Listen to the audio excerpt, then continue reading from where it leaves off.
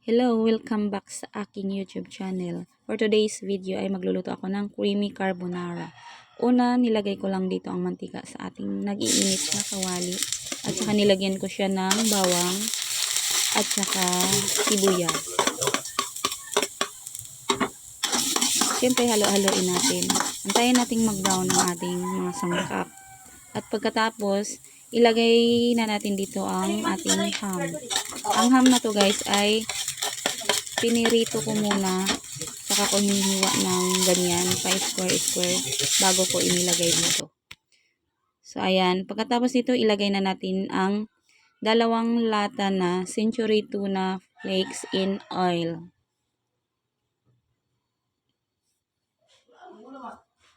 At pagkatapos, sangkotsahin lang natin. Ayan.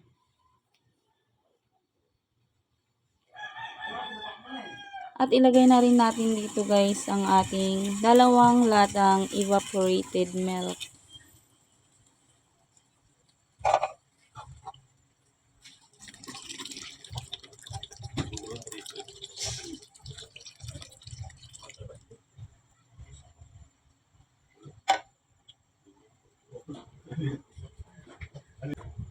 At ilagay na rin natin ang ating creamy carbonara sauce.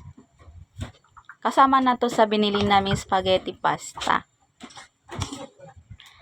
At ilagay na rin natin ang ating pork cube. At saka lagyan na rin natin to ng asin. At pagkatapos ilagay na natin ang ating pamintang pino. Ayan.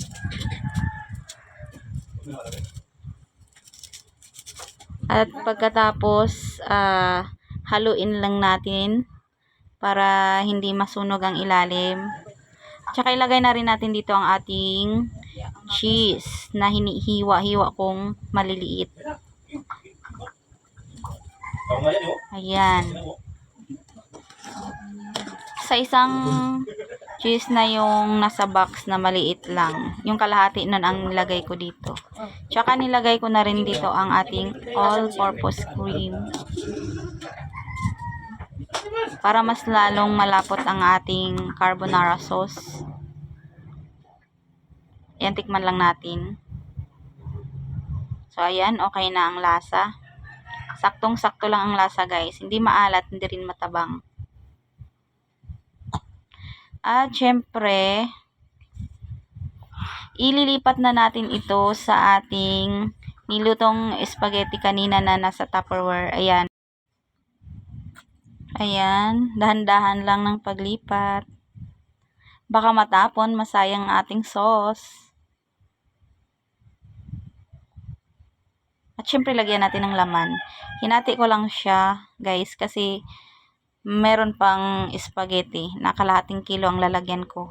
Ang niluto ko na spaghetti pasta ay 1 kilo at kalahati. So, ito dito guys sa Tupperware, 1 kilo lang to. So, may kalahating kilo pa.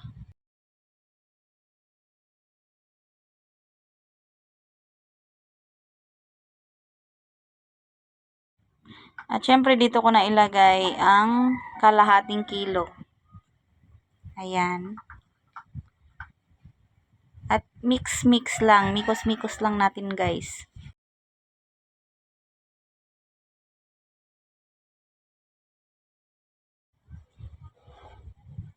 At pagkatapos nating haluin, syempre ilagay na natin dito ang kalahating cheese. Ayan.